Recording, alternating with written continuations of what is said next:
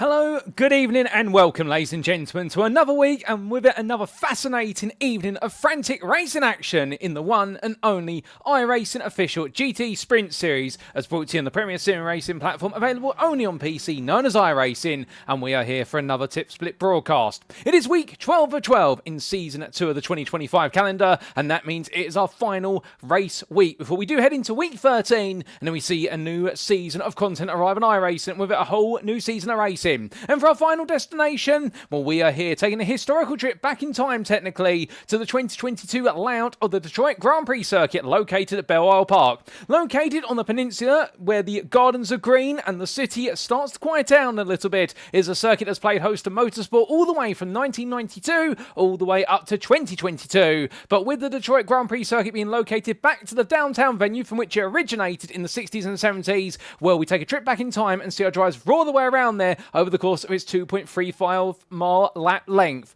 It's a circuit where the walls loom close, the corners are tight, but they're also extended straight, and therefore overtaking is relegated to particular sections of the circuit, and strategy is going to be key. But who's going to come away victorious then in our final top split broadcast of the season? Well, that's what we're here to find out. But where are my manners? Allow me to welcome you all to this live broadcast from Circuit Side, available only on YouTube at youtube.com, and search for TX151 at TX, alternative Paul Walsh, and welcome to you guys and girls tuning in. In the commentary booth you have myself, my name is Paul Walsh, also known as TX151 or Britain a Split, depending on what media you follow me on, and I will bring you all your racing action from this season finale. As our schedule for this evening, we've only got one race on our schedule, and it's our regular Friday 1900 Greenwich Mean Time. That's GMT or Universal Coordinate Time at UTC slot, and that will be our 45-minute race due to get underway at 7:10 this evening in Greenwich Mean Time. And well, at the moment, there's a lone qualifying session currently underway, and all drivers looking to position themselves as best as possible as they get ready to go roaring around the streets of Detroit for today. But coming into today then, let's give you a quick recap of what has played out over the course of the season. Well, over the course of 11 weeks prior, we've made our way around the globe, from Belgium in our open at the circuit to Spa-Francorchamps, to multiple visits to the United States of America, of which this is our 6th and final visit to the US of A for this season. We've also been to Japan for the Suzuka International Racing Course, to Portugal for the Algarve International Circuit, let's not forget Italy as well for Monza, and we've also been down under in Australia at the Mount Panorama Circuit. And last time out was a trip around the Nürburgring Gesamtstrecke, because on Wednesday the 28th of May we brought you all the racing action from week 11 as the drivers took on the legendary Green Hell. But we're here today for Detroit to see how it all comes to a close. And speaking of our circuit then, as we roar our way into it on this Friday the 6th of June, well, as we can see here, thanks to iRacing.com, not just for their brilliant simulator, but also the fantastic track maps contained within it, it is a circuit which is absolutely tight, and also quite an iconic one in terms of how it's laid out. Located in the city limits of the Detroit City in Wayne County of the US state of Michigan, 14 corners at the helm, and the majority of these corners being low-speed corners. However, you do have some quick sequences, including the run of turns 1 and 2, and also the run of turn 12 all the way around to 14's complete lap. How the key theme around here, it's tight, it's narrow, and there's over 5 different types of road surface here, which means our drivers make the way around. It's going to be very difficult to be consistent as they transition over the road surface boundaries, and that's what makes the Grand Prix circuit at Belle Isle such a terrifying one to master, because the walls are close, the brake markers are not that visible, and when those road surface changes, your car's going to be wobbling under braking just as much as it will be on corner turning, and who can master that will come away victorious. But as we come into today, a quick reminder of our rules. This is an open setup series with fuel loads restricted to 50%. The grid shall be set via a closed qualifying session, which is currently underway and due to finish in under 3 minutes time, and we'll see the race commence via a rolling start, as is a tradition of the GT Sprint Series. Drivers shall receive a drive-through penalty if they accumulate 16 or more instant points. They get to 25 and they will be disqualified. But then coming back to circuit side then, and well, who's out there at the moment trying to set a good lap? Well, we do have a couple of drivers yet to get a lap on the board, including none other than Sean Bigg, as he makes his way on through turn number 6 there in the Porsche 911 RSR. The majority of drivers have set the qualifying times already, given that they do get the out lap plus 2 flying laps, and well, it looks as though it is Samuel Lorenzo, the fastest man out there, the number 1 driver to be expected perhaps. Given the fact that his door number being number 1 indicates he's the highest I-rating driver in this split. Only one split this evening, with a strength of field of 2,351, one of our lower strength of fields for this season. But then again, some circuits more popular than others. We had 4 fields last time out at the Nürburgring circuit, I should say 4 splits, and we had an incredibly high strength of field there in the averaging of the 3,300 if my memory serves me correctly, whereas here today we're at one of our lower strength of fields, but it may be lower, but by no means is it going to be any lesser in terms of the intensity of the race in action, that I can assure you. And we've got plenty of new names on the grid for this top split broadcast, including Michael Chavanon as he heads on through there in the Porsche 911 RSR, lovely looking car in the number 18. We also do have Garrett Dix, also Lucas Lundberg. We've also got Jonathan Altman, James Kalinowski, also Nick Jennis, and Brian Penner, Maru Mark, So Harrison, and speaking of Harrison, here he is in the Porsche 911 RSR as he makes his way down towards turn number 3. So plenty of new names on the block today. And also some returning regulars. Of course, Samuel Lorenzo being one of them. Also your second place man provisionally, Christophe Dubois. We also do have a newcomer in the form of Jack Wells, who'll be starting third place by looks of things on this grid. And we also do have the return of Lewis Stanford in the Ford GT, one of our limited number of Ford representatives here. Unfortunately, we weren't able to quite have Michael Ross turn up today. Wasn't quite able to get away from the office in time, but as we do see Stanford making his way around there in the Apex Racing Team livery machine, we look forward to seeing what he can pull off here in that Ford. Indeed, a lovely looking machine in the Apex Racing covers, as we do have Shavanan going 12th down to 1 minute 26.914, but the fastest lap of qualifying, Michael Lord, Samuel Lorenzo there, 3.5 tenths faster than anybody else on a 1 minute 23.961. We're definitely here to try and claim another victory and look to give it his all. But we do have representation from all 5 of our GT manufacturers here, from Corvettes through to Porsches, the most common. We also have some Fords, we do have 2 BMWs, and we've also got 3 Ferraris there. That's lovely to see. We do have a lot of variety, and that's what we always like in GTE, because the balance of performance, to be fair, is quite close until you go to the very top end, and that's where you see the Corvettes and the Porsches start to take centre stage. But as Garrett Dix makes his way on through, well, right now, no lap on the board from him, and some connectivity issues as well as he comes down the back stretch, heading up towards turn number 7 in the Castrol livery machine. And, well, Castrol being absolutely synonymous with motor racing machines, typically with JGTC, Japanese touring car machines, but as he makes his way through the left-hander there of turn number 9, well, the checker flag comes out of qualifying. It's time to head to the grid, ladies and gentlemen, and see where they all line up for this week's race. So the drivers that make the way onto the grid, this is how they line up then for our top split finale broadcast of week 12 of season 2 of the 2025 campaign. And it's Samuel Lorenzo who takes pole position there. The Spaniard taking pole with 1 minute 23.961, the only 23 set in qualifying, and he was able to do so by 3.5 tenths over Christophe Dubois. However, don't count out the Cuban racing Frenchman. He's always got a plan up his sleeve, with then behind him Jack Wells, newcomer to the grid today, and the Beast Racing driver there in the Ferrari, the first of our Ferraris and the first non-Corvette. He's done a phenomenal job, put himself third. He just managed to get ahead of Giovanni Lopez for Rincon Racing, the regular team there, who starts 4th, and then it will be to the Ford GTE of Lewis Stanford there, the Canadian driver who starts 5th.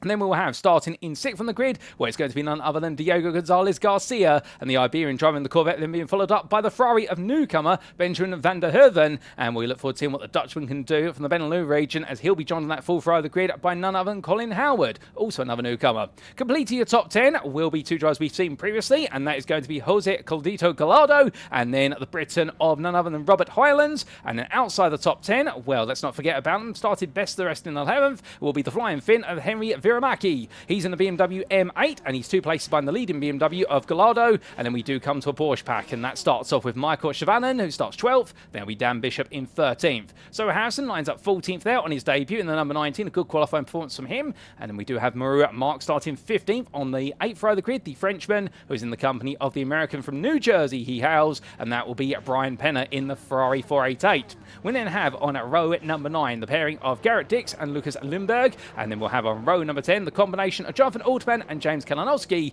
and then rounding off the field on the final row of the grid for our 22 drivers, it's going to be the combination of Schoenberg and Nick Jennis, and that's how the line up. 22 drivers here, ladies and gentlemen, the field already pulling away on this partial formation lap, and we do apologise for the fact we're not going to be going to the helicopter or the blimp camera very often today, because it is a very, very misty and cloudy day here today in Detroit, and I can promise you that's not pollution, that's just the way the atmosphere and the weather effects are playing on out. But as we come down to our more close circuit side cameras, well, we're not too far away from going green flag racing. And when we do, well, on paper at least, Samuel Lorenzo will be looking to run away. But the one thing you can always count on is that this man, Christophe Debar, he does love getting his teeth stuck into those battles, and he'll be looking to try and get the launch alongside his fellow Corvette rival. But will there be tears? Will there be drama between the two of them? Well, the Wolves of Detroit take no prisoners, and behind Giovanni Lopez and Jack Wells on that second row of the grid, Wells starting third, of course, so he will have that inside line in towards turn number 1. He'll be happy with that. And further on down, we've got some questions around our BMW drivers. Can they make some good progress here?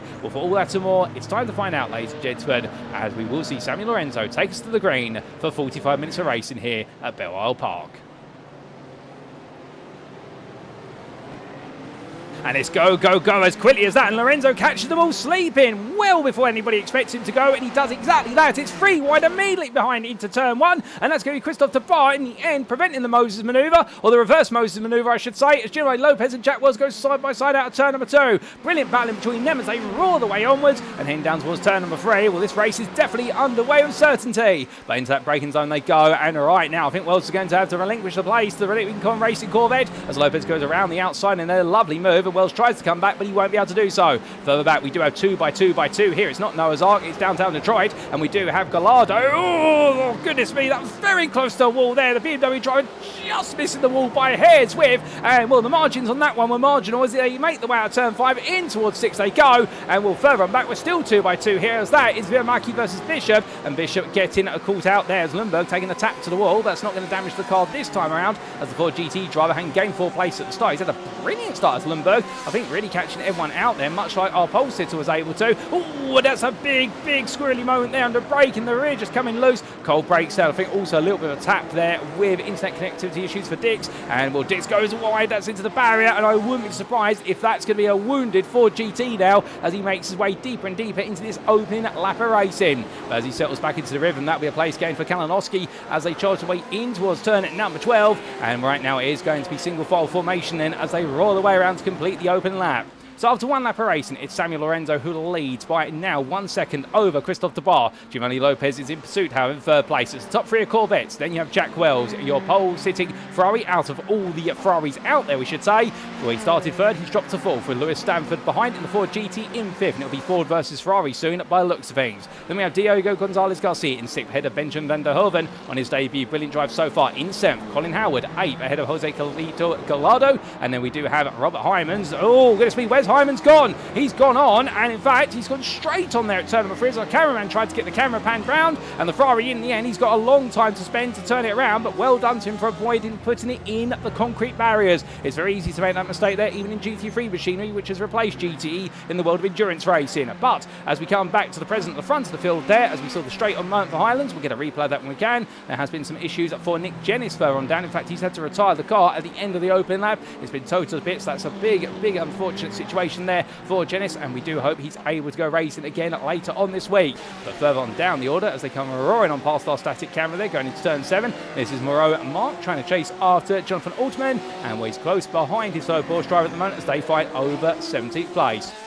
Now that's what it looks like from behind him, in terms of he's got no traffic behind him, but in front, from a clear rear, he's now got plenty to fear in front as he tries to chase down number 14 as he comes out of turn at number 11 and up towards 12 here. Well, now it's the game of settling down and trying to find your rhythm, which, as we said earlier, is not easy. And you'll notice that for the onboard. Oh, no, and that's a hit to the outside wall there after tapping the apex curve. And when I say tap, quite literally, in the fact that in the end the car bouncing off the apex, just taking too much of it. These curves are relentlessly high, and well, not like that. That is not going to help. These cars are quite sturdy, but even so, they have their limits. They're not quite touring cars, but as he heads up through turn number 2 right now, he won't want to have any more modes like that, will Mark, because otherwise that is a car that's going to be going to the pits, and it will be a lot of repair work. But heading on down the run towards turn number 3, we'll lose the time to Altman there, and further back, Highlands on the charge here, and remember, he went straight on at this corner, only a lap ago. We're going to get a replay of that shortly, but as he now makes his way past Brian Penner, well, one Ferrari over the other, and Highlands begins his recovery drive. He's got some time to go for it, but I can imagine that this is going to be one where now he's got to try and resist the urge to get frustrated.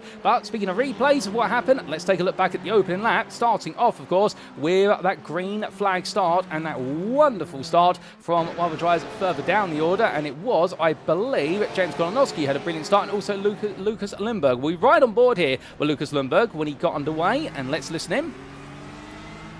And well, the field went there, and look at this from Lundberg as the rest of the field got caught out. One Porsche to his right, one to his left, so he picked off both of them straight away, and they'll make his way for the right into left of turns 1 and 2. Well, he's rather in front there, going a little bit deep off of turn 1, so Lundberg in the end, well, he got a bit of momentum and then went a bit sideways out of it, so now chasing everybody down. This was the race start for Lundberg in the Ford GT, and well, I believe might have picked up the places later on as he looked around the outside there, couldn't quite find a way through and had to settle, but a great 2 places gained right at the beginning of the race, and then everyone was queuing up here as in fact everyone's stepping over each other, and that was the BMW of Gallardo almost hitting the wall that we talked about. But now coming back to your live racing for a brief moment, and as we do have another replay lined up with regards to Nick Jennis and what happened to him on the open lap, and he was further down the order. You'll see him there in the Porsche 911, the Tom's Castrol machine, go for the right-hander, goes on and then locks the front brake. Oh no, and that was almost a near miss there for Shabanan, and well, both of them getting it wrong. And well, from them we come to what happened to Robert Hyland, and well, this was the instant we saw him go straight on at turn number 3, and let's put it into the picture as to what happened here. Into the braking zone he went, and in the end, oh, that was a split decision moment there. I think he realised he'd gone too deep on entry into the corner at too much speed and snapped the car to left rather than lock the brakes up and go to the wall. Well done, that man. It's very easy to try and turn through a corner in these GTEs when the brakes are locking up, and in the end, you'll just go straight onto that tyre barrier. So great reactions there from Highlands, doing the mathematics in his head and realising 2 plus 2 wasn't adding up there and avoiding the walls. But as we come back to the front of the field, well, that was Lorenzo, and then here's Christophe Debar and Giovanni Lopez. Their battle for second place is now starting to get a little bit closer as we're back to your live screens, because they roar the way onto lap number 5. The laps will trickle up quite quickly here with an average lap time for our leaders of 1 minute 24.7. So therefore you can imagine we're going to get plenty of laps in here as they make their way under the Penske Motorsport board. Well, Debar right now, he only has Lopez 4 tenths behind and closing little by little, as it's now going to be a game of consistency and a bit of strategy as well. And if you're Giovanni Lopez at this point, well, you've got to be thinking to yourself, okay, do I start to put the pressure on, or do I just stay behind and fuel save? We have seen both drivers use both types of strategy over the course of this season in order to make progress. Cube Racing do have a reputation of being very good on strategy. They've done a lot of fuel saving in previous races and been able to make the places count, and in turn Rincon Racing, they haven't been strangers to doing it, none more so than the season 1 finale at Monza, where we saw a lot of places made by Rincon Racing cars because they were able to save the best part of a lap's worth of fuel by being in the tow. This isn't quite Monza, however, but still a case study in mind. And as he makes his way into turn number 10 and then 11, well, Lopez right now will be thinking, what's the best approach? He's got time to think about it, but he will need to start to settle into a strategy soon, because otherwise, if he doesn't fuel save, well, trying to sip the fuel later on in this opening stint, it's not going to be as economically effective. But coming from the economics of fuel saving to right now the economics of blasting an EcoBoost 6-cylinder engine, well, Lewis Stanford here still in the chase after Jack Wells, and that gap between the two of them holding about 4.5 tenths on average as they come across the timeline. And will the Ford and the Ferrari, two very different machines, the Ferrari being a bit of a princess as we like to refer to it, in the fact that she does have, if we are to use the literal female figurative term, is that she does have a very optimum operating window, does that Ferrari, whereas the Ford you can be a bit more aggressive with it. The Ferrari, however, if you keep it within its window, it will give you all the pace you want, and at some circuits it really is a difficult car to dethrone, whereas at others, meanwhile, you've got to be in that window, and as soon as you fall out of it, the pace completely disintegrates from the car. The Ford, meanwhile, it's one of those cars that needs to be pushed. The only downside of the Ford, as we do jump on board with our driver making his way around, and this is with Lewis Stanford, very little visibility out the front, albeit you can get used to it, but it does have a very particular cockpit, which sometimes puts off drivers, albeit not Stanford, and indeed not some other Ford specialists out there, including Michael Ross, who may be tuning in right now, and I hope you're doing well, Michael, if you are tuning in. And well, those who get used to the Ford, they do become experts at it, no doubt about it. And Stanford right now on the hunt here as he tries to hunt down that 4th place, with 3rd place 2.5 seconds up the road. These two right now locking horns here for the bottom end of the top 5 as they dance their way from turn 10 to 11. And you can see Stanford there being quite gentle with the steering inputs as he makes his way through 10 11, trying not to scrub too much tyre off in the early stages, because they will only use a single set of tyres over the race distance. GTs, they don't change fuel and tyres together, they put the fuel in and then they do the tyres. So therefore the typical strategy is you put in enough fuel to get yourself to the end of the race when you come for your pit stop, but you don't, wherever you do, change the tyres, because otherwise you will spend the best part of an extra 30 seconds in the pits, and that's not what you want. It will take you out of competition because the race isn't long enough to need a tyre change. So you do need to protect these tyres to a degree if you want to keep them alive all the way to the end, and Stanford doing exactly that, as we do see the leading Ferrari pull a 10th out of him on turn number 2 and up towards 3, but then Stanford starts to come back here, and the difference in the body language of these two cars is also interesting. We are seeing in the lower speed corners Stanford a little bit happier on on the pace in this Ford, whereas that Ferrari, as soon as you get to the medium speed apexes, it comes alive. But speaking of coming alive here, well, there's a battle further down that's coming alive, and this is going to be Dix up the inside of Bishop. That is for 12th place, all the way up the inside, makes the place count, and another place coming the way of the Ford driver, and now Bishop will try and come back to him in the Porsche 911 RSR, one of the more stable cars out there, and a confidence-giving car. But the number 7 driver here want a little bit more confidence to come his way, because right now things are not going his way. He gained one place at the start of the race, but he's now lost it, and he falls back to where he started in 13th, with Lundberg chasing after him as they head up towards turn number 7. Further on back, Robert Highlands, he still continues his way up through the field, and good on this man. He is on the attack with Altman in front of him, with the back from the rear of Altman as they head in towards turn 6. You can see there the sparks flying off of the wall as they come out the corner. Hyman looking one way and then the other does Highlands, but meanwhile Altman staying ahead right now as they roar the way down, and it's going to be the battle of 6 cylinders versus 8. Ferrari V8 here trying to outpower the flat 6 of the Porsche, looking up the inside there into turn 7. The 2 wide on entry. Oh, goodness me, that's very close to the wall there for Altman, but he is able to keep it side by side. Brilliant racing between the two of them, and Robert Highlands now up into 17th place. He's continuing to push onwards as Moreau Mark now looks to have an opportunity here in the tricolor Porsche as he comes through turn number 11. He's not going to be able to quite make a move, then he steps a little bit wide of the mark into the braking zone for the hairpin, and therefore will drop back in 19th place and not be able to make an impression. But through at turn number 12 they go. Oh no, and he hits the wall there, hits the apex curve at turn number 12 too high, and we see a number of drivers do that. Is he going to peel into the pits at the end of this lap? The answer is no, he's not, but I think he was thinking about it. But from him to our BMW M8 driver of James Kalinowski, who's chasing after Viramaki, his friendly Finn in front of him, a fellow BMW driver there, as they head in towards turn number 5. Well, right now Garrett Dix all over the back of the pair of BMWs, I should say, as I've got Ford on the brain, and coming through 6 and onto the back straight. Well, nothing between them at the moment. There's a big wobble there. You can see fighting with the front end of that BMW. A lot of understeer in the BMW M8 typically. You can dial it out, but for Dix, it does look as though right now in that Ford he's feeling very confident, as meanwhile Kalinowski trying to get the car to listen to him or really obey his inputs. It's not easy to do, and to be fair, these cars, they do need particular setups on them as he runs a little bit deep, and well, Dix is close. He's not quite close enough to look for the move as we ride on board, looking back from the rear of the car, and we can see Dix there probing, looking left, looking right, knowing he can't make a move, and James Kalinowski right now doing everything right to withstand the pressure as they come in towards turn number 12. Well, they'll come to the end of the first quarter of this race. There's a long way to go as he grazes the exit wall there. Sparks fly,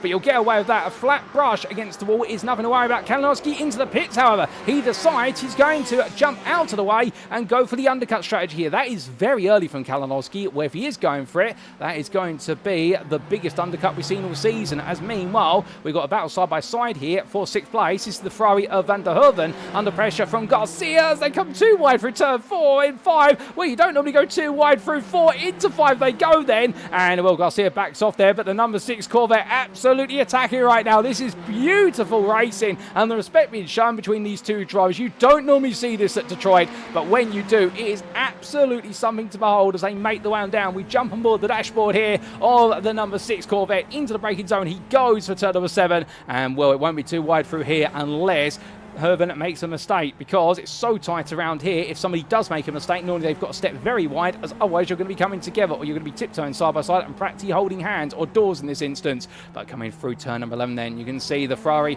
not quite in a happy place at the moment. Van der Hoeven, I think, just pushing the tyre compound a little bit too hard too early, and that's enabling Gonzalez Garcia here in the Corvette to start to get a bit closer. The one upshot of this Corvette that we have seen over the course of the last couple of seasons, the Corvette C8R GTE, is that it does have the biggest tyre operating window compared to its rivals, and the fact that this car gets stronger over race distance, it's able to maintain its pace on its compound much more easily compared to its 4 peers in the GT class. The downside of the Corvette, however, it does struggle in low speed corners typically. So first and second gear corners, very tight hairpins, it does struggle with traction on the rear, but coming in towards turn number 3, looks up the inside, the door's been left open this time, and well, again, we're going to see a repeat of what we saw in the previous lap as they make the one to the leaderboard, and well, it's looking side by side through there. They give each other space. In towards turn number 5 they go, and in the end Van der Hoeven knows on that inside he's going to be safe so long as he gets it parked. But you notice there the car sliding loose with the depression in the road as he goes over 2 road surface changes. Out to turn 6 they go, and in return Garcia now backing off as they come out of the corner, but so close right now, literally breathing in the exhaust fumes of that Ferrari as they head up towards turn number 7. He's looking left, he's looking right, and as he comes down, has he got it right? We'll have to see here. 2-1 they go, and as they do, side by side into turn number 8, this is going to be brilliant brilliant if they can make it work around the outside. I don't think he can. A big side loose there, and as they come on around, that's going to enable the Ferrari now to get back to the inside, but they're going all the way around the outside. My good lord, he gets it done. Diego Gonzalez Garcia, well, if you ever want, ladies and gentlemen, to rip up the history books of overtaking at Belle Isle Park, this Corvette has just done it, because the number 6 Corvette of Garcia has just demonstrated you can go all the way around the outside from turn number 7 up to turn number 11. I've never seen that in all my years of sim racing or real life motorsport commentary, and right now Garcia doing an incredible job there. He may not be going for the win, but if we had an award for overtaker this season, he's just taken it by the hands, because that's incredible. But let's not just talk about him, because there's plenty of racing happening elsewhere. And looking further up the road in the battle for 4th, it's still Wells and Stanford as they were when we left them alone 5 laps to go. But the point being that it's still one of those situations whereby the Ford is inching closer little by little. Out of turn 6 they come, and neither driver here making an error right now. They're absolutely razor sharp in terms of lap times, match each other lap for lap, albeit you could argue that Stanford has the better lap time because he is in the tow. That's a given. But as he runs behind his Ferrari driver, he's thinking to himself right now, what do I have to do to find a way on in? And will the big question, or the big answer, that is, he has strategic options. Albeit, unfortunately, we have had the retirement of Kalinowski quite recently, so therefore I think that coming into the pits may have been for a time. Perhaps there was an issue with the car, with the technology in the car, and therefore we have lost our BMW M8 driver, and he becomes our second retirement, and we have had a third retirement in the form of Garrett Diggs. Can we get a replay as to what's happened to Diggs? I'm not sure if we can, but we did have a bit of an incident for a couple of drivers a bit earlier on, and this wasn't caught on camera, but thankfully we have got a replay of it, and this is Michael Chavanon on lap number 5. Now, what happened to the Porsche 911 driver? So this was turn number 3, coming out of the corner, in towards turn 4, he went. He's going to lose the rear entry, oh no, and that's going to go round, and in the end, everybody doing very well to react, and Shavanon just going around there and taking the tap to the wall, and, well, just gets it turned, so a nightmare moment there, but thankfully, only affecting him, and I don't mean that in a derogatory way, but in the fact that through one of the tightest sections of the circuit, it could have been tears, and where he got to enjoy a bit of battling after that, as he did make his way back into the position and trying to see who that was he was fighting with. I can't quite tell at this time. Elsewhere, on the same lap, we did have a moment for Diego Gonzalez Garcia, and this was for your Corvette driver coming into turn number 7. What went wrong for him? Because he was enjoying that great scrap only moments ago. Well, this put him back into that scrap. He went round at turn number 8. Goodness me. Well, very cat-like reflexes there just to bump the wall and then bring it to a halt. That could have been tears, but it wasn't quite to be. But let's come back to your live racing then, ladies and gentlemen, because we've still got more to come. We are heading towards the halfway point, albeit we've got a few minutes before we do get there, so let's not get ahead of ourselves. And with everything that's going on, we have had a separate incident for Brian Penner and also for Lucas Lundberg. And, well, as we do come back down the order, this is the fight for 15th place. And it's Jonathan Altman versus Mauro Mark. Mark has been trying to get on through in the Tricolore Porsche for some time. Meanwhile, Altman in the grey and green with black trimming Porsche. We're staying ahead at the moment as they fight over that position, and these two drivers quite evenly matched, it would seem, at this time. Mark Close keeps itching, keeps looking for a potential move, but he can't quite make it happen as they come out of the right-hander and up towards turn number 7 they charge. But as he falls back there, having a poor run out of turn 6 and going onto the second half of the lap, well, he's got some breathing room. And strategy-wise, well, what do you want to do here is perhaps the question. Now, the given is, street circuits, you want track position wherever you can. You don't want to be around your rivals, because whilst you can have brilliant battling, and we've seen plenty of it, the problem is when you battle around a circuit as tight as this, you are going to lose a lot of time because you have to give respectful racing room to your rival. Now, they always say you have to leave a space, the infamous quote from, I believe, Fernando Alonso, unless I'm mistaken, that gets repeated time and time again. But the point being, as we step away from infamous quotes, is that around a street circuit, because of the speeds and the fact there is no runoff area, so to speak of, it means if you get it wrong, normally both of you are ending up in the pit lane with retired cars. So therefore, you're going to bleed off more speed. You normally are a bit more sensitive to the speed you're approaching, and that is going to result in you losing not just a second, but perhaps 2, even 3 seconds of time battling side by side. So therefore, a well-timed pit stop could be the difference between you leading a battle after the pit stop and you losing in that battle. And a great example here is the Wells at Stanford battle as they come out of turn 12 and in towards 13, in the fact that right now Jack Wells, he won't want to give up the position, because I think he'll know that if he yields the track position to Stanford, it's going to be Stanford who, if he can find clear air as Wells comes into the pit lane, it means that Stanford is going to have the opportunity to put down the lap times that he thinks he can do in order to jump ahead. What we like to refer to as push laps, or qualifying laps essentially, in the race, where Stanford will absolutely go hammer time for the best part of 3-4 laps before he comes into the pits. So what you want to do in that Ferrari up front is you want to keep Stanford behind you, and for Stanford to be the one who says, okay, I'm not gaining any time anymore, I'm the one who's going to pit instead. And Stanford right now, well, he's happy to run in this manner. I think he respects the fact the top three are pulling away little by little, and they are on a slightly different level of pace here today so far. So therefore, he's probably thinking, okay, my fight really is for 4th place, and I'm going to put as much pressure as possible on Wells until we both have to pit. Now, this is a viable strategy as well, because by being behind Wells for so long, he is naturally trying to get the Ferrari driver to overdrive. I drive beyond his limits and overdrive the car, and if you can get him to do that and get him to make a mistake, sometimes you can pick up the position there. But of course the risk with it is, if the mistake happens in a very tight section of circuit, such as here through turn 7 through to 11, you've got to be ready to react. But naturally, you can't predict when a mistake is going to happen, but it's all analysis that Stanford will be doing, and there will come a point where you think to himself, okay, if I'm going to go for the undercut, I need to do it now because I'm not gaining any more time. But he will try to keep pushing his rival all the way through. And on top of that as well, the reason why he doesn't automatically default to the undercut is if you look at the circuit map right now, where if he was to come into the pit lane, we suspect he would most likely have an end-to-end pit time of about, we believe, 34 to 36 seconds here today.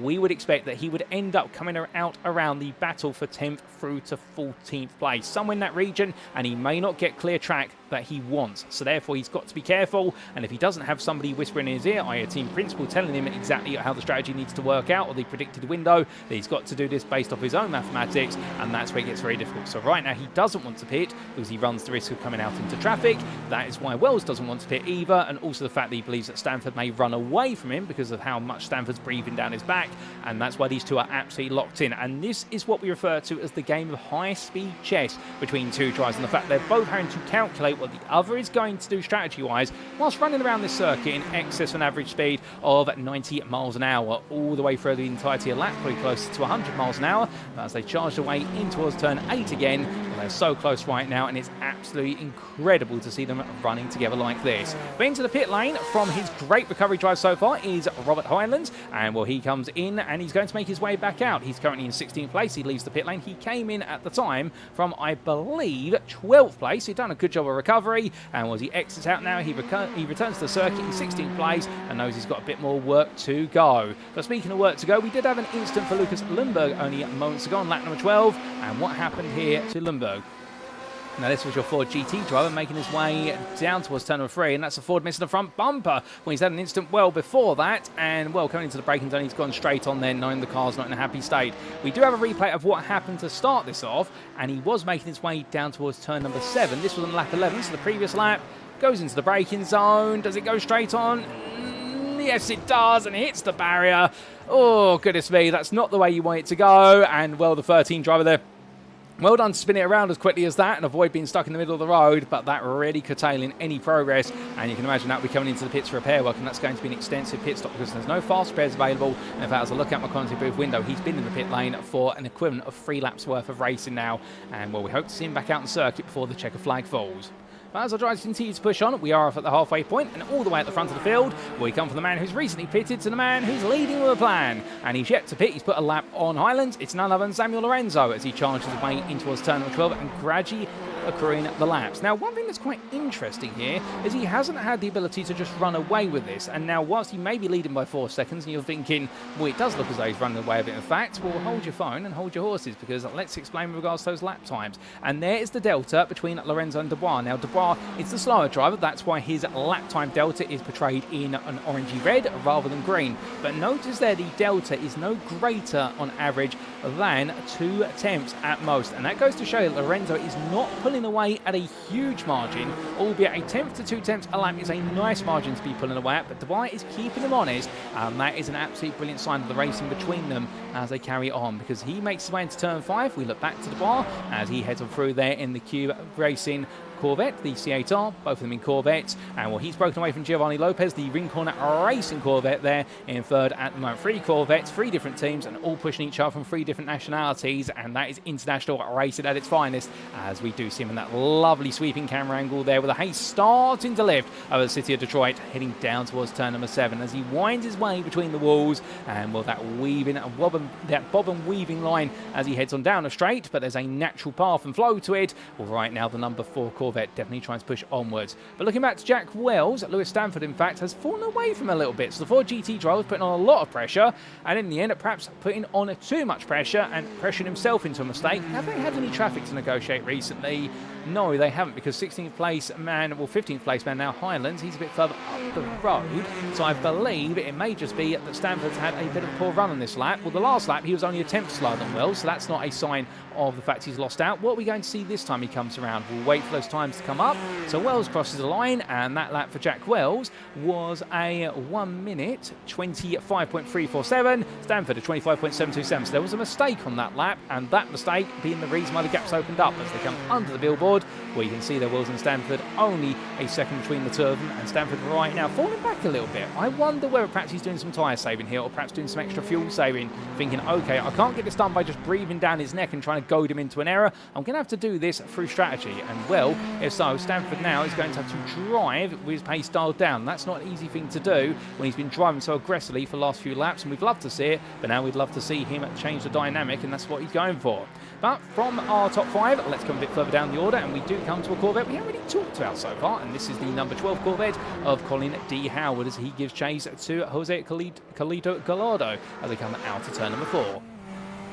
Now right on board here, looking at the rear end of the German mark, the BMW M8, a car which has only been featured in GTE racing. It's not actually made its way into racing in the modern era, at least, in any other guise, whereas we have seen a number of BMW machines over the extensive racing history of BMW, particularly M3s and M4s, and also M6s enter a number of classes and a number of revisions. But the M8, with its rather unique grille as a Grand Tourer and Grand Coupe machine, well, it's being pushed onwards here, and indeed, previously known as the Giga BMW, that was the nickname it took, given the size of the car and particularly the size of the front end with its grille, a very notable and memorable grille. Well, alright, now it's a memorable drive here for Gallardo in front, as Howard's still trying to keep him under pressure as they head in towards turn number 12. But you can see there the difference in the approach to the cars, particularly coming out to turn 11, where Howard not able to get the traction down as comfortably, but now as the speed of the apex starts to build up, this is where the Corvette comes alive again, and we're seeing that back and forth. Intriguingly, into the pit lane of Benjamin van der Hoeven. Now he's coming to the pit from, at the time, running just outside the top 5, running in 6th place was the Ferrari driver, if my memory serves me correctly. So he's decided to call things early. Where's he coming out of the pits? Well, he's not yet. He's still parked up there. So with this service, where is it going to put him is the question. We are going to try and get an answer. It's still stuck there at the moment. And well, now he makes his way onwards, but I think he might have stalled in the pit lane because that's been quite a long stationary time. Well, 11.8 seconds there. He's been a bit longer compared to his rivals. He comes out in 11th. He comes out on clear track. So that's going to be a sign to our leaders now, if they're not aware of it already, that they can pit and they will be able to come out on clear track given the way the circuit is. And well, that might be important information, because as we do look back to the battle now for 7th on circuit, but we believe this is the fight for 8th once all strategy has been taken care of.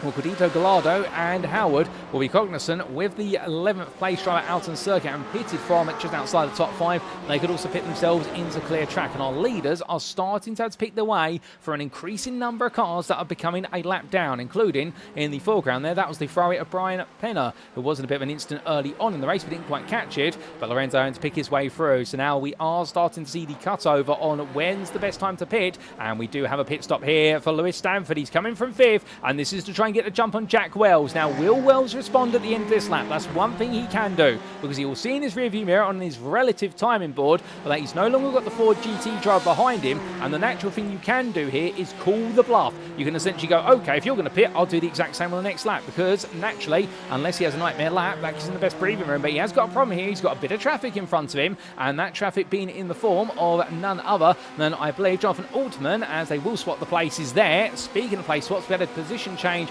for 6th place. Howard ahead of Gallardo. We'll get a replay of that when we can, but making his way in towards turn number 7. Or Wells right now, we're going to keep an eye on whether he makes his way into the pits at the end of this lap, because having to negotiate that traffic has cost him a little bit of time. Stanford, meanwhile, has come out behind this battle between Howard and Gallardo, and now this is where things are to get reversed. And I think for Wells, if he's not aware of this happening, well, if he decides to pit at the end of this lap, this might be what he needs, the tonic he needs, in order to remedy his woes of battling for 4th, because that's a move up the inside there, and the run of the curve curvature of the run from 6 to 7 by Stanford on Gallardo. So Gallardo not putting up the fight, respecting the fact they're in different races, given the pit stop's been taken by the Ford driver, but not by the BMW. But he comes out of turn number 6, 7, 8, and then 9, 10, 11. Getting our corner numbers there, all in the wrong order, and finally getting them right. Well, number 5, Ford GT driver, they're losing some considerable time as a result of the traffic he's emerged into. But Wells has stayed out for another lap, so he's going to keep using the clear air as much as possible. Here's our fourth place Ferrari driver, and see where else he can go towards the end of this race. Will we see Howard? Will we see Gallardo? Either of them peel into the pits? And the answer is going to be no, we won't. But what we will see is here Stanford closing on Howard as they head across the timeline, and we ride on board and look back from the rear of the number 12 Corvette. As you can see there, just how much that Ford GT is gaining for the opening sweepers, and well down towards turn number 3 here. I think it's going to be a question of when, not if. It's going to be a move under braking as Penner there steps aside. Looking up the inside is going to be Stanford, and this will be a classic move, too wide there through the corner, and in at the end Howard just backing off there, not fighting that too hard, and respecting the fact they're both in different races in terms of their strategy, so there's no value in trying to fight and keep the Ford GT behind, because he'd only be compromising his own race time at that point. Coming into turn number 6 then, they start to exchange places, they've done it, and now they carry on their way, and Howard in fact has got ahead of Gallardo in all of this, but I do wonder exactly how he was able to make the move, and the answer is, well, we're going to be looking to a replay for that, and here's your replay. Now this was as they'd emerged from turns 1 and 2 just after Stanford had come out the pit lane, and where it was a better run then for Howard coming out to turn number 2. Up the inside he went, and Gallardo in the end not really fighting it. I wonder whether he's got a bit of strategy in mind as the BMW driver, because he just let that go, or whether perhaps he's thinking because of the arrival of Stanford that actually it's better to let the car that's on the lead battle get through and therefore not fight too hard. One intriguing one at that, but definitely it looks as though there Caldito Gallardo just letting that go, albeit I'm sure he's got a reason for it, but we can't know because we can't get a patch through to the car, indeed to the team down the pit wall. But as we head deeper and deeper into the opening stint for a lot of our leading drivers, in fact we do still have the majority of the top 10 who've yet to take a pit stop. Well, as I say that, Dan Bishop and Henry Viramaki are both in. Here they both come on the pit lane camera as they make the one down, and Viramaki trying to get close there in his infamous red and black BMW that he's always run with over the course of this season. Always great to see him on the grid. In the number 15, well, they'll come to their pit stops there, and they've come in from what was 9th and 10th, but we believe they're fighting over 10th and 11th place between them, as Robert Hylands, who has taken that very early pit stop, continues to make his way onwards, and as he does, there's been an instant off camera for Colin Howard, and we will try and find out what's happened to him shortly. We've got a pit stop, however, now for our race leader as well, so look at my content. Oh, that's a big shunt to the wall there for none other than Robert Hylands. That's brutal, and that's going to be towed to the pits, if nothing else, because that is a Ferrari whose front suspension will collapse as a result of that contact, and well, the car parked up though. He's going to try and get it to the pit lane, but that was a huge knot. Look at the front left there of the car, and you can see where the wheel arch has actually been pushed away from the tyre, and that's got to come into the pits. That will be a damaged suspension and a wheel out of alignment. There is no way he's getting that to the end of the race without bringing it into the pits, and that's so unfortunate for Robert Hylands, who was doing so well to recover after his excursion at turn number 3 on lap number 2, but that is the way it's gone. As meanwhile, speaking of the way things have gone, Samuel Lorenzo has gone into the pit, he's emerged out of it, and there is your leader. In the rear of the picture you will see a very distant speck, that is Christophe Dubois, but there is the gap, 7.2 seconds between first and second, and Lorenzo trying to run away. As we look then to Christophe Dubois, who has fallen away a little bit, albeit in the pit stops as well. Lorenzo half a second faster in the stationary time, and Dubois I think deciding to go for a little bit of extra fuel to give himself comfort factor in knowing that right now his race is for second place. But from the battle for first and second, we come back to the battle for fourth, and well, despite the traffic he encountered, Lewis Stanford did not miss out, and Jack Wells just coming back out ahead. And well, in terms of the pit stop times, 2/10 faster was Stanford in the stationary time, but a whole second difference end to end in the pit lane. So Wells having a poor pit stop, and all that time he would have gained as a result of Stanford being caught up in the traffic after his pit stop, he has lost out, and they've reset themselves back to exactly how they were about 10 minutes ago in terms of how close they are nose to tail. So this is going to be a battle that goes all the way to the end. But can Stanford make the move happen on this lap or the next one? Why is that important, I hear you ask? Well, remember, they haven't changed tyres, but when you are stationary in the pit lane with these cars, you lose some tyre temperature and you lose some brake temperature. And that means for at least the first lap after coming out the pits, the car doesn't quite feel right. Plus also you have to adapt to the fact you've now got a fuel tank that's full again. The majority of these cars having the fuel tank behind the drive towards the rear, the Porsche being the exception with the fuel tank towards the front, if my memory serves me correctly, and that leads to a very unique aero balance distribution on the Porsche 911 RSR compared to its four peers. But from Porsches to Fords and Ferraris, with the Ford and the Ferrari here doing battle, where it's still Wells in fourth ahead of Stanford as they head into the closing 12 minutes. But this great battle definitely continues to step up in tone, and we wait to see what the next chapter in the story will be for them. Further on back, effectively a lap down of the leader, but they're still enjoying a good run. This is going to be the battle for 12th, and that is Sol Harrison ahead of Jonathan Altman, with Sean Bigg behind, and these three separated by none other than 7 tenths as they come down towards turn number 3. But as they charge the way down there, the headlights are on. Well, they're using that for a little bit more visibility. They also do have Michael Shavanen 4 seconds behind, as that is going to be Sean Bigg getting round to break it in the end, completely making a ham sandwich out of the braking zone for turn number 3. Well, he gets it together in the end. Not a bread and butter moment, no doubt about it, but the number 21 in the end, I think Bigg just trying to get to grips there with that braking zone. I think he was offline to give himself a bit more breathing room and also to take away the dirty air on the back of Altman's car, but in the end getting it wrong on the braking, and that Porsche definitely does not look to be happy right now. I think he's just been a bit unsettled by that. Hopefully he can get his head back down and carry on, because we'd love to see him make it to the end of the race. And well, he does have Michael Shavanen closing on him, does that Big, and that gap has been slashed by 66% or 2/3 all the way down to 1.1 seconds as they head into turn 7.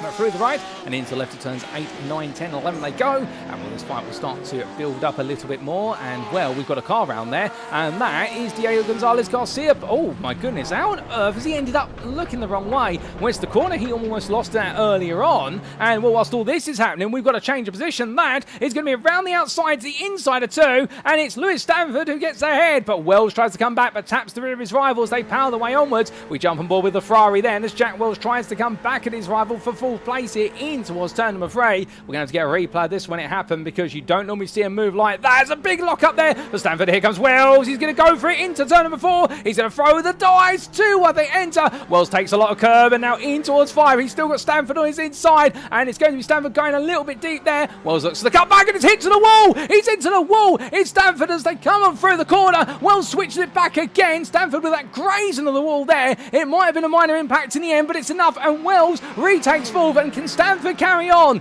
Well, as he makes his way back into the tire, I think he's feeling out whether the Ford's okay to continue. Heading in towards turn 7, he's going to be right there. This battle is not over yet. It goes to part 3 of the battle now as they make the way through turn number 8. My good lord, this is a rivalry for the season of these two. We haven't seen them on circuit together all season, and thankfully for this top split finale, we are getting to see them, because this is absolutely blockbuster action. Well, the battle for the podium places may have gone quiet, but the battle to be the first of the non-podium finishers, it definitely hasn't, as they come through turn number 12 in towards 13. We absolutely love it, as that is going to be a full charge from Lewis Stanford, but another tap to the wall. He's got to start to think about how many knocks can he have to the wall before the car's going to start feeling a bit of pain. Well, right now, Lewis Stanford is not giving him whatsoever, and I can imagine there's a temptation here to drive a little bit angry. Now, credit where it's due to both of them going side by side through turn 4 into 5. You don't normally see it happen, but when the respectful racing is there, it's incredible, and they've given a demonstration of that. But I think Stanford just been a bit perturbed by the fact that Wells came back at him the way he did after that lock-up at turn 3. It's so easy to make that mistake, to be fair. Stanford, like many, will have a lock-up at certain points in the circuit, but that lock-up being at the wrong time for him, the right time for Wells to come back, and that's why we saw the return of positions as they come out to turn number 6. But you can imagine right now, well, Wells isn't able to break away, but he is able to keep that Ferrari in a happier place today, or so it would seem so far, as they roar the way on towards 7. But whilst they do have a bit of a breather and we can catch our breath, we need some replays here of some incidents that have happened, including what happened to Gonzalez Garcia only 2 laps ago, and it was at turn number 8, and here's the replay. So making his way right into left end through 7 into 8. He was at the time catching up on lap down man Jonathan Altman. Into left-hander he went. Altman going a bit slow there. I think just caught Garcia out, and in the end going backwards on the circuit to get himself off the road. And well, fair play to him there, doing just enough to get the car off the road, but not going too far backwards to be disqualified from the race. Elsewhere, we also did have the battle then for Stanford versus Wells, and this is how it all started in terms of how they began that battle. And this was coming out of 13 in towards 14, and it was a better run from Lewis Stanford coming out of 13. That's what's on side by side into the opening corner, and when all the way around the outside, and great racing room being given there. And where you can see Wells got very close on the exit of turn number 2, and then had to back off, otherwise it would have been the risk of making contact. I think there might have been a tiny little love tap, but nothing more than that. And then they had the battle here where Stanford, I think, felt he got it done, and as he made his way into turn 3, a lock up just sending the car on, and then Wells coming on back, and we'll continue this replay all the way to the end of their battle into 4. Wells forcing the issue there, and I love that, the way he got his nose back in, and will Stanford in on the inside, but just runs a bit deep off the corner, grazes the wall, and while the car comes back to the barrier there, Wells doing very good to react, and then going for the cutback there out of turn number 6 to get the place back. And well, that is absolutely brilliant GTE racing at Detroit, no doubt about it. More still to come, however, as we do continue forward. And well, we had a change of places as Sean Bigg getting ahead on Michael Shavanen, who's gone round. Oh no, and it's happened again. One of our Porsches going around on the exit of turn at number 4, heading up towards 5, and Shavanen falling victim this time around. And number 18 driver, they'll be a bit frustrated. Actually, he was ahead of Sean Bigg at the time for 14th, but he's dropped back to 15th place. But still, he's made some places up over the course of the race. He lost a lot at the start, but he is trying to get them back where he can. But from our Porsche drive, we come to Henry Viramaki, and as he rolls his way through turn 6, he's got a BMW behind him, so he's got a bit of a BMW company train building, and it is Jose Coldito Gallardo who's on the back of him here, and Gallardo, who has been in the wars a little bit more recently in terms of things not going all right. Well, the number 15 BMW trying to keep the 11 behind, and when the battle of the BMWs, they are right now the 2 leading BMWs out there, I believe. We had one more of a BMW, and that was the vehicle of Jason Kalinowski, albeit it's retired from the race. No, not Jason, James, I should say, James Kalinowski, and that retired much earlier on in the race due to technical difficulties. But coming out of turn number 11, and nothing between these two as they roar the way then towards the end of their current lap. But you can see how much they're pushing each other over the distance, as there has been a bit of an issue for Jonathan Altman, who's had to be towed to the pit, and we'll get an update on what's happened to him shortly, as we are starting to see some retirements, and that is the car there, the Ferrari of none other than Brian Penner, decided to back off the base and respect the blue flags. Great awareness there as he made his way past the pit lane entry to use that space, and Viramaki getting away from Gallardo. But from them, just a bit further up the road, Bishop versus Howard. This is for 8th place, and with Viramaki and Gallardo pushing each other on, Bishop right now, he hasn't got quite the pace of the drivers behind him, and he is doing very well here. He's been one of the most consistent drivers, Dan Bishop, over the course of the racing today. Can he pull off an 8th place here, having started in 13th? This will feel as though he's pulled off a bit of magic. He will be one of the biggest gainers over the race distance, and will come through turn number 6. He hasn't got far to go, 5 minutes left on the clock, plus the final lap as dictated by our race leader, who is coming up behind this pack, albeit not quickly enough, I suspect, to get involved, but he will essentially, when he crosses the line to finish, they will still be having one more lap to go before they finish their race, and that would be great to see. But the point being that Bishop right now keeping Howard behind him, but you can see Viramaki 4.5 seconds back, but the pace of Viramaki is 3/10 on average faster. He needs to gain a bit more time if he wants to be involved in the battle, but if we see Howard and Bishop start to battle each other side by side at brief moments, that could suddenly bring the BMW pair in much closer as he lines up turn 11, makes his way out of there, and looking absolutely slippery smooth. In towards turn 12 he goes, and as he does, well, we look back to your race leader, who just makes his way out of turn number 11, and Samuel Lorenzo here will complete this lap. That'll be his 29th tour of the circuit under race conditions, and he will get another free, if my maths is correct. Yes, he will get another free in before all's said and done, so we will be seeing this race go to 32 laps by the end of it, unless I'm mistaken. And Lorenzo here on an 11-second gap. He's now opened up the tank a little bit, and that last lap from Lorenzo, a 24.88. Not quite the fastest lap of the race, the 24.59, but the point being that now we do see the Corvette driver really stretching his legs here in terms of the pace he's laying down, and the consistency is continuing to accumulate, and that's why he has been a multi-time GTE Sprint Series race winner over the course of this season. And when he is in the zone, he is absolutely unstoppable. But can anybody stop him before all is said and done? Well, anything can happen before they reach that checkered flag, regardless of where it's at Detroit, alternatively another circuit around the world, and we've seen plenty of that over the season. And Christophe Dubois, where if he does finish second, he won't be complaining about it. In fact, he's had an absolutely solid run and really has been at second best in terms of pace over the race distance.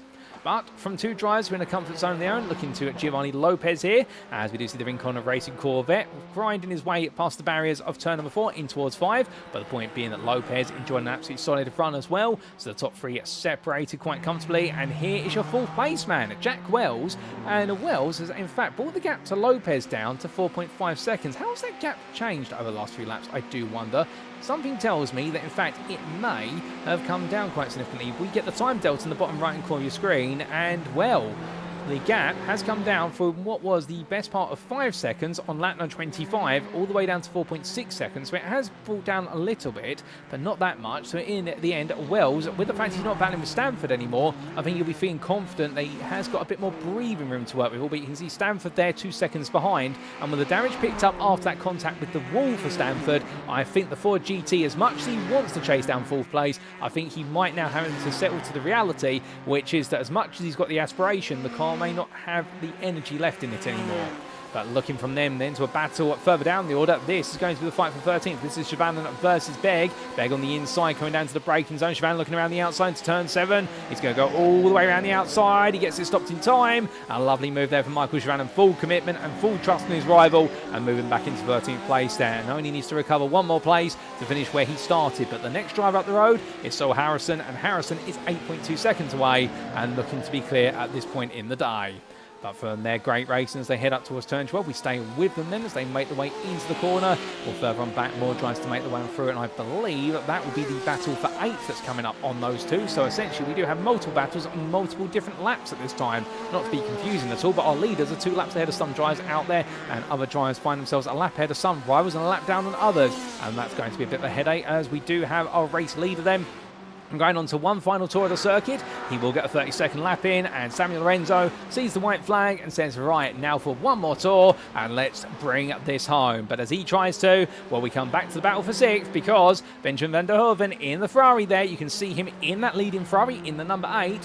Well, he's got the pressure growing from the number 6 Corvette behind, and Gonzalez Garcia definitely has had a race where it's gone one way then the other. He's had multiple moments where he's been pointing in the wrong direction, but he's back in the right direction, and he'll have one more lap after this to try and find a way through if he can't get it this time, as they make the way up through the right-hander of 7. Now we jump on board here, and what can we see with regards to the way he's behaving? Well, we definitely see Garcia much more aggressive through the apexes by comparison, as he made his way through turn at number 8 into 9, and oh, look at the sweep there coming for 11. Well, Garcia's got a lot more rotation in this Corvette, whereas Van der Hoeven's Ferrari is very pointed, so I wonder whether Van der Hoeven's put quite a lot of rear wing on that car, perhaps maximum rear wing, to get the ultimate stability, but that will also cause the car to want to understeer on rotation for an apex. He might have a bit of anti-roll bar over the front axle as well, but as we do see the number 6 Corvette here, well, plenty more rotation in it, and Garcia breathing down his rival's neck. Well, he'll have this lap to try and go for the move, but he can't quite get close enough coming through 2. He mistimes it, gets too close, and therefore has to stay behind as they charge their way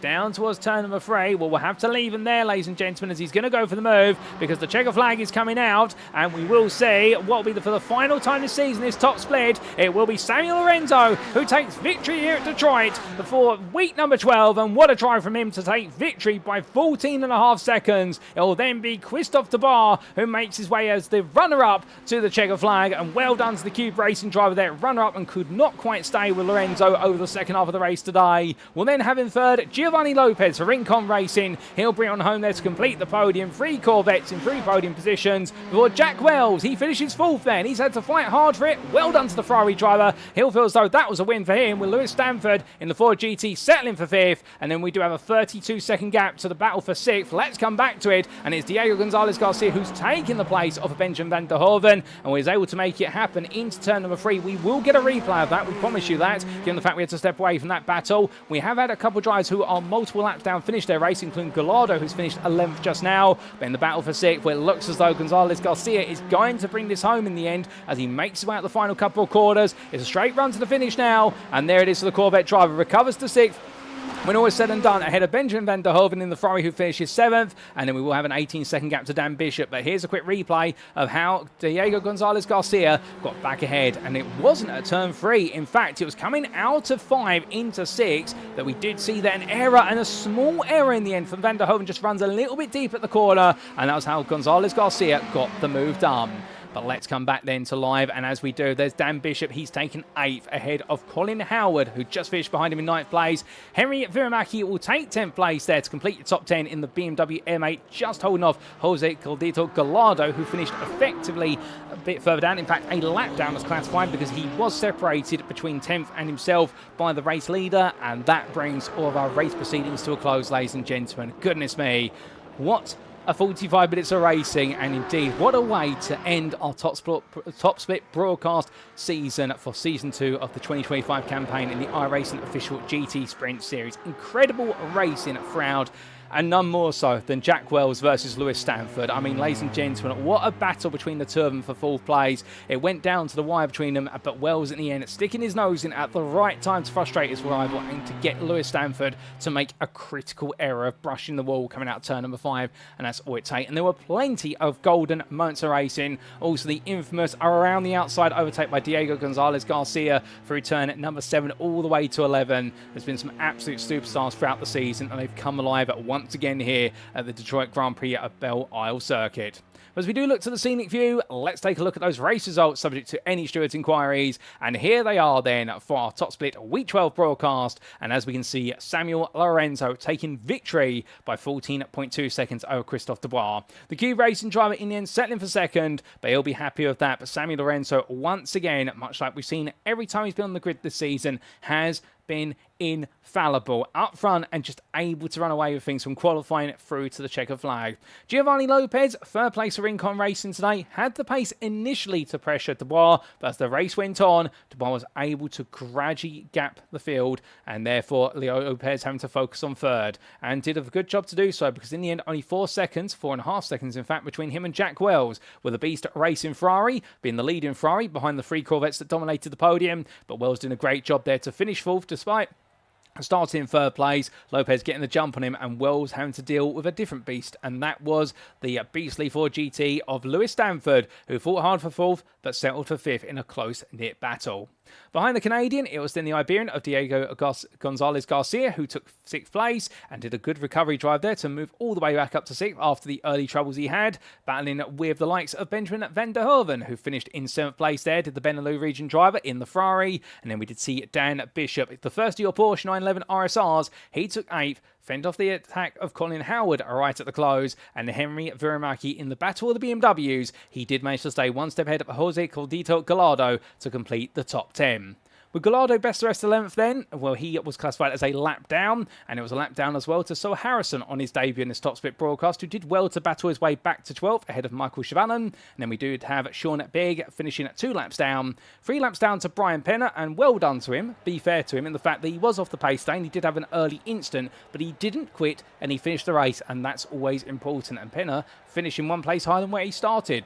Jonathan Altman, 16th place there. He was looking for a top 10, but unfortunately a late instant cost him dear, and therefore having to settle for 16th. But the Porsche drive then being followed up by the retirements of Robert Hylands, Lucas Lundberg, Moreau Mark, Garrett Dix, and further on down, of course, we did have 22 cars who started this race, and James Kalinowski and Nick Jennis also retirees. So 22 starters, a grand total of 16 finishers, of which we did see 10 on the lead lap.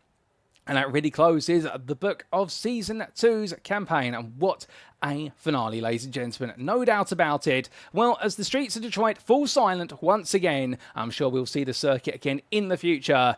All it leaves me to say is, that's a wrap. And well, we will see you on the grid in Season 3 for another sublime season of GTE racing action. However, unfortunately, ladies and gentlemen, I do have to give you a little bit of news at this point. If you're not in the GTE official Discord, then you won't know this. Otherwise, those who are, they'll be aware of it already. We will not be having a top split broadcast, at least from myself, for Season 3 of 2025. Now, it's not because I'm turning my back on GTs, I promise you, but it's unfortunately due to availability. With my personal commitments, I'm not going to be able to provide the broadcast, and also the fact that a huge opportunity has come up as a result of covering the GTE Sprint Series. In the fact that I'm going to, as of next season, be covering iRacing official racing splits. However, I'm going to be shifting over to the Conspit Porsche Cup Open Setup Series, as because of the work that we've done here with the GTE broadcast, I've been given an opportunity to work with Conspit and also the Porsche Cup Series in order to bring all their racing action from their top split on Wednesdays. However, do not fret, because I've already said to the GTE Discord, and I'll say it to you as well, as soon as I can be back, I we'll be back to continue covering the racing action from the top split in GT. So the simple reason, there is a certain magic about the GT endurance class cars, and will we seen that magic today? Phenomenal racing, and when it goes right, it's some of the best, if not the very best, closed cockpit wheel racing action that we will ever see on a simulator service, much like in reality. So therefore, it does mean, ladies and gentlemen, we close the chapter on Season 2, and I will hopefully be back for Season 4 to bring you plenty more top split racing action. But don't worry in the fact you have got an absolutely incredible schedule for Season 3. I haven't got it available to go for it, but you've got an absolutely brilliant set of circuits for 12 weeks of racing. And you never know, you may see me on the grid, albeit not in a top split, I'll be at the bottom split, but looking to give it my all as well. But until then, that is all we have time for this evening. That's all we have time for Season 2 of 2025 and the iRacing official GTE Sprint Series.